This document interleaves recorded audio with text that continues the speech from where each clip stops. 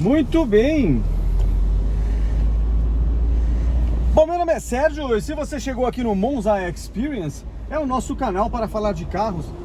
E desta vez eu vou ser rápido. Estamos aqui com a câmera posicionada de um jeito completamente diferente, aí onde você está vendo, porque nós queremos mostrar aqui uma melhoria do 500EF. Posso chamar isso de upgrade. Antes de tudo, solta a vinheta.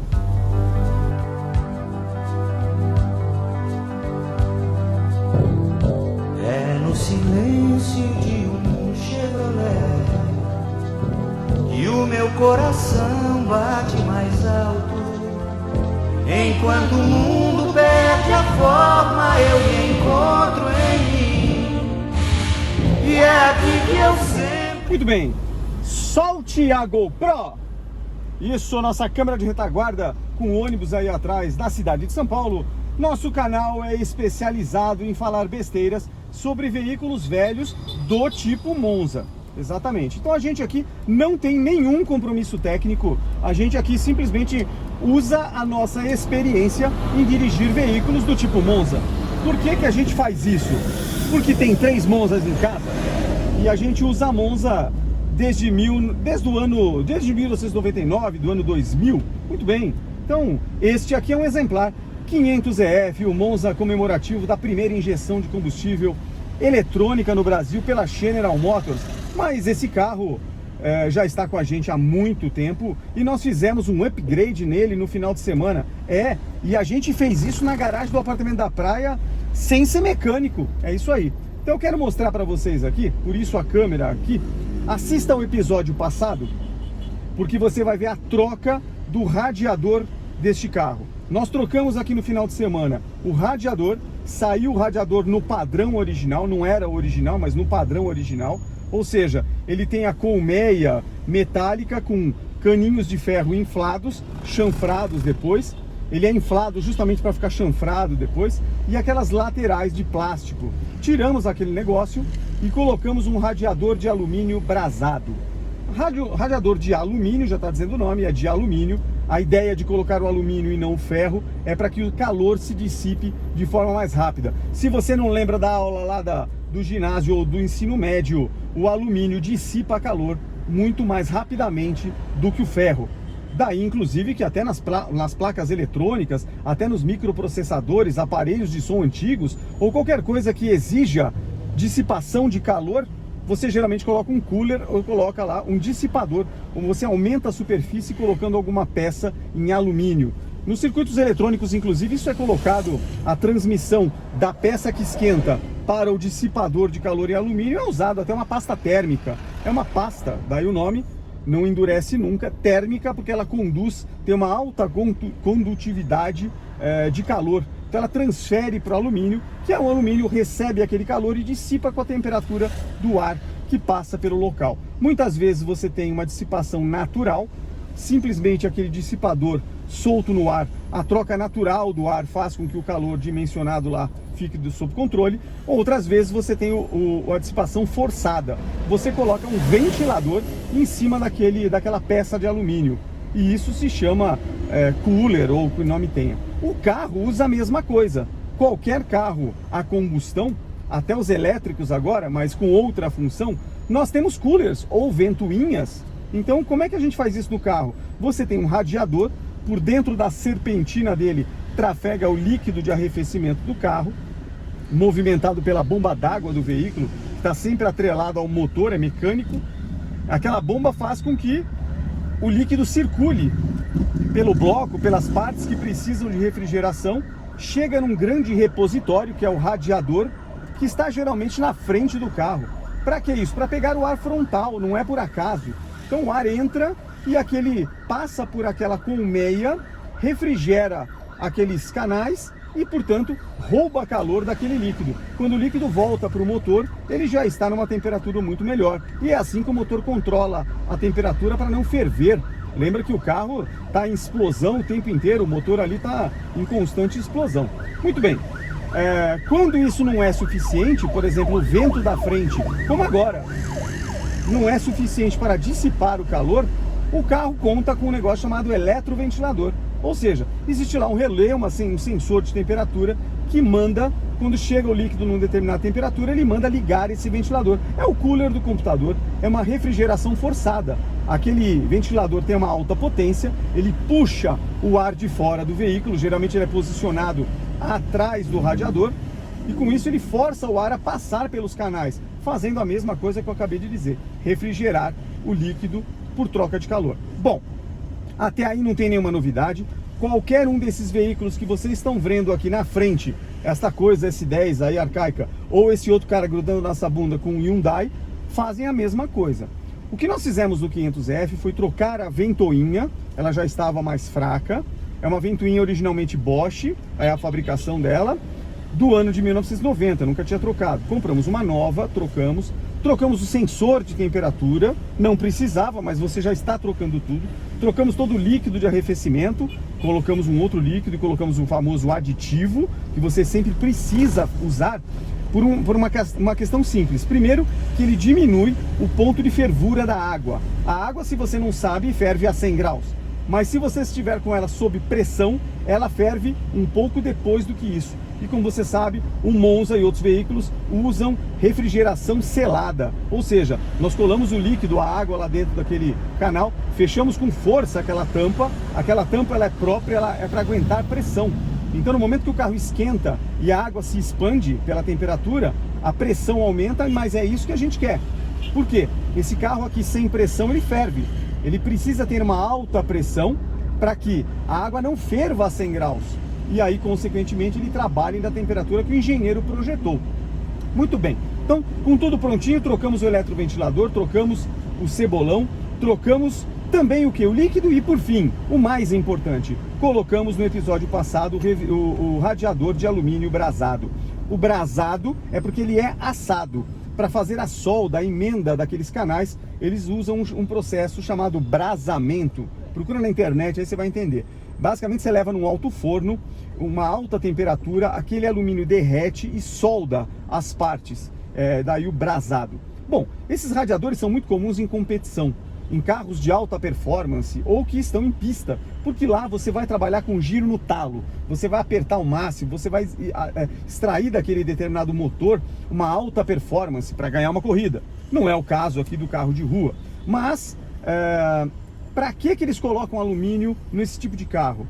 Porque ele dissipa melhor o calor, muito melhor o calor. Ele perde para o ambiente o calor mais rapidamente. E aí os carros de competição não aguentariam se usassem radiadores comuns, ferveriam. Muito bem, o que nós fizemos? Uma aventura. Compramos um radiador sob medida desses de competição, portanto é réplica do mesmo do Monza, de alumínio brasado para colocar no Monza. E fizemos isso no episódio passado com seus probleminhas lá, e lá no vídeo você assiste. Bom, aqui é a experiência. Na garagem tudo funciona bem, ligou ciclo térmico e tudo, eu fiz no vídeo isso. Ontem à noite, chovendo, temperatura de 22 graus, portanto não é um dia muito bom para teste. Peguei a estrada de volta para São Paulo, do litoral para São Paulo. E aí qual era a minha preocupação? Duas. Primeiro, qual seria a temperatura do veículo no plano, na quinta marcha, no plano, no 95 por hora, né? E aí ele ficou bem baixo. E aqui você vai entender a câmera aqui.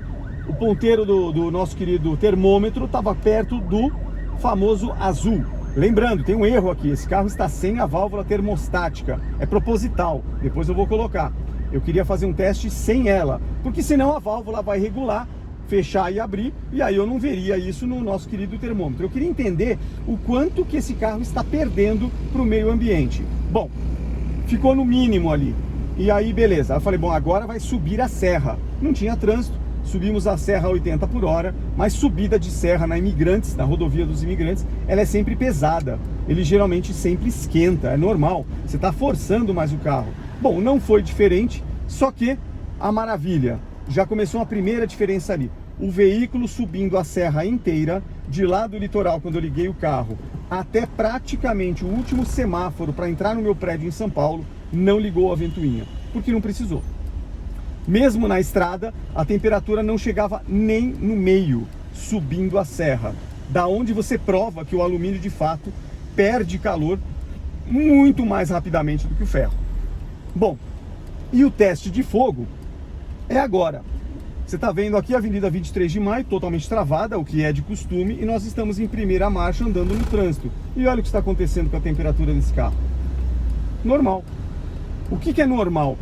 O eletroventilador, quando precisa, quando chega nos 96 graus, que é o cebolão que eu coloquei, ele liga, fecha o circuito, ele aciona. Tempo médio para que ele desacione. Agora, 1 minuto e 10 segundos. Exato. Em 1 minuto e 10 segundos, a ventoinha baixa a temperatura até 86 graus, que é também o cebolão que eu comprei. Então ele está ligando aos 97 e desligando aos 86. E com isso ele está regulando muito bem a temperatura. Conclusão, nós conseguimos aqui duas coisas. Número 1, o funcionamento do eletroventilador é muito mais esporádico e quando liga é muito mais curto. Por quê? Porque o pouco que ele funciona, o vento proporcionado rouba calor com uma velocidade incrível.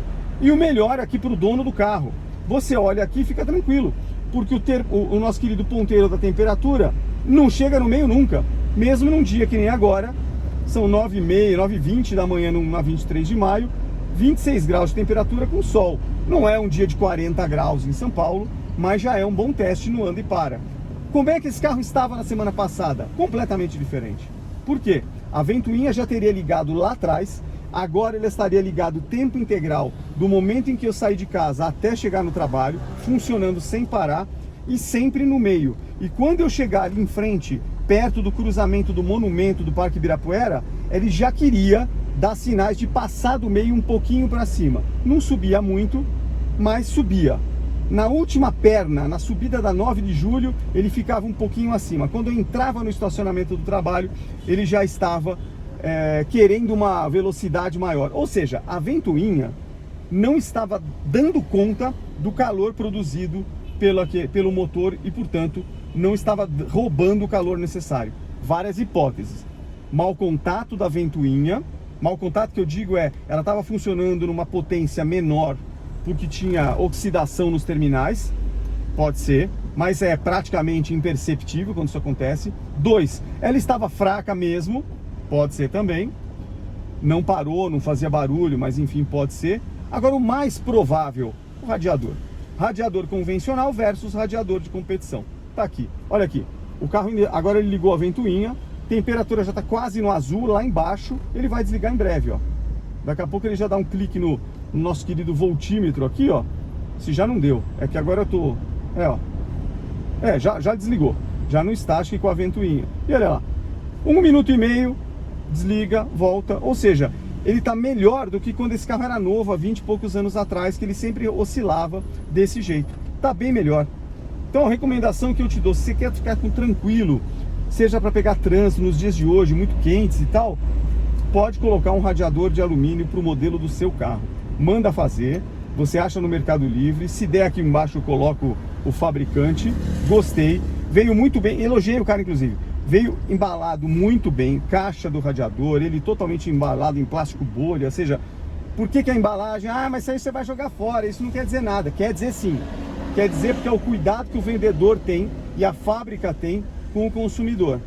Quando você compra coisa que vem de qualquer jeito, daí você já imagina que a fabricação talvez tenha seguido o mesmo processo, ou seja, de qualquer jeito. Quando você pega alguma coisa bem cuidada, é outro mundo. Então aqui é uma peça cara, você vai pagar em torno, no Monza, R$ 1.600 uma peça dessa, não é barata, mas praticamente você vai trocar uma vez na vida.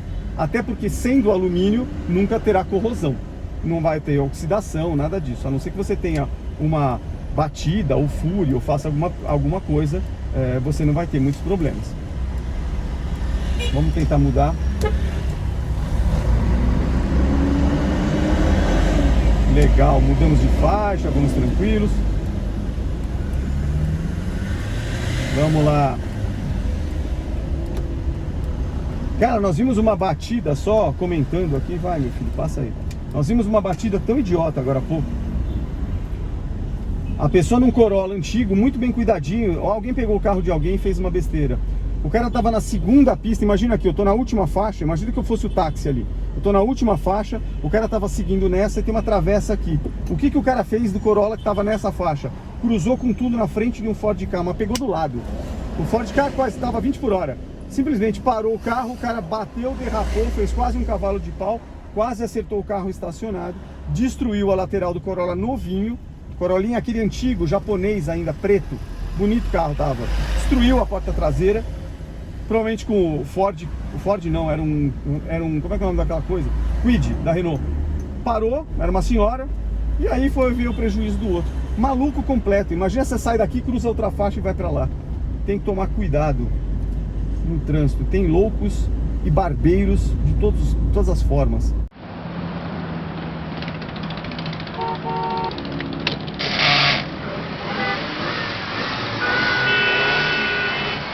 Se o seu carro é muito exigido, pelo menos trate bem dele na hora de abastecer.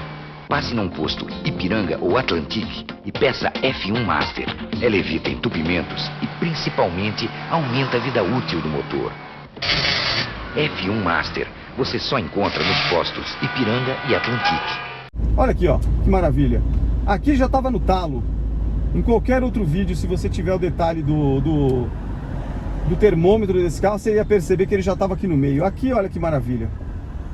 Quase na faixa azul, ó. Nós estamos num trânsito já faz o quê? 50 minutos. Olha aqui, ó. Parei o carro. Vamos ver o que ele vai fazer, ó. Não estou mais acelerando. Imagino que ele vai desligar em breve, ó. Vou desligar aqui a parte de farol. Vamos lá. Cara, impressionante como o carro trabalha frio. Ah, tranquilo. Mas ainda não desligou. Vamos ver.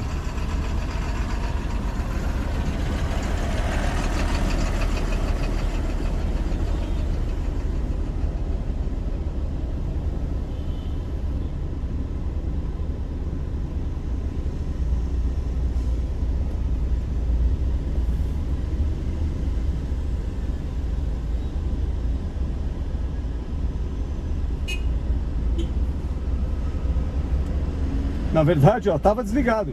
Ligou de novo agora. Bateu 97, 96, aí, ó. Acabou, cara. Sem estresse, hein? Sem estresse. Agora esse carro aqui, pra pegar... Por que isso é importante, tá? É importante porque... Caramba, olha que loucura. É importante porque se você pega, por exemplo, um congestionamento pesado numa estrada, você tá vindo a 100 por hora e tal, e para, o carro vai esquentar mais. E aí você pega um trânsito desse numa estrada congestionada, você vai testar realmente o sistema de arrefecimento do carro. E deu certo, ó. Garanto que se eu pegar aqui uma viagem complicada, que pegue um trânsito e tudo mais, eu não vou ter mais sufoco. Lembra que alguns episódios atrás, voltando com esse carro, a última viagem dele para Curitiba, nós pegamos aqui um evento muito chato na estrada, uma parada repentina, e nós tivemos até que ir para o acostamento, porque ele subiu aqui além do meio, chegou a acender aqui no cantinho do painel a luz de alta temperatura. Claro que eu não ia deixar o carro chegar no extremo, parei o carro e encostei. E 40 minutos depois esperei o trânsito dissipar e fui embora tranquilo. Aí ele manteve. Mas não era o normal dele, aquele carro estava aquecendo. Eu cheguei até a cogitar motor velho. Esse motor, ó, tá com 271.400 km, sem abrir, nunca fez cabeçote, nada. Então eu falei, vai ver que já tá tudo corroído lá dentro, por mais que você tenha cuidado, né? Mas não era nada disso, cara, é simplesmente o arrefecimento do radiador. Impressionantemente, olha aqui, tá aqui a prova.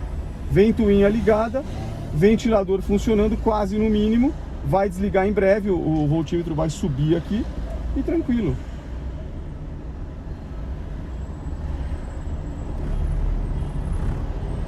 Olha lá.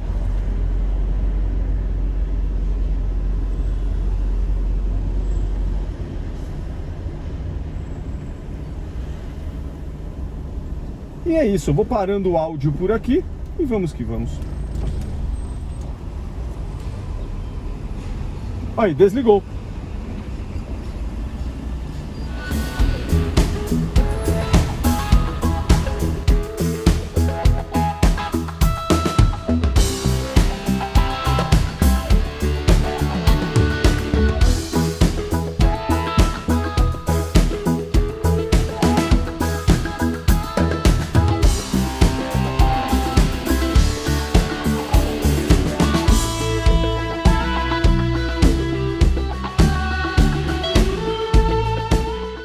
Como eu gosto. E o conforto? Bancos de couro, volante regulado. Tá bom. Entra no carro, põe o cinto, mas vai com carinho. Monza Classic 500 EF. É um excelente carro. O carro com 2 assinaturas de sucesso. Sempre vou seguir meu coração. Bate mais alto dentro de um Chevrolet.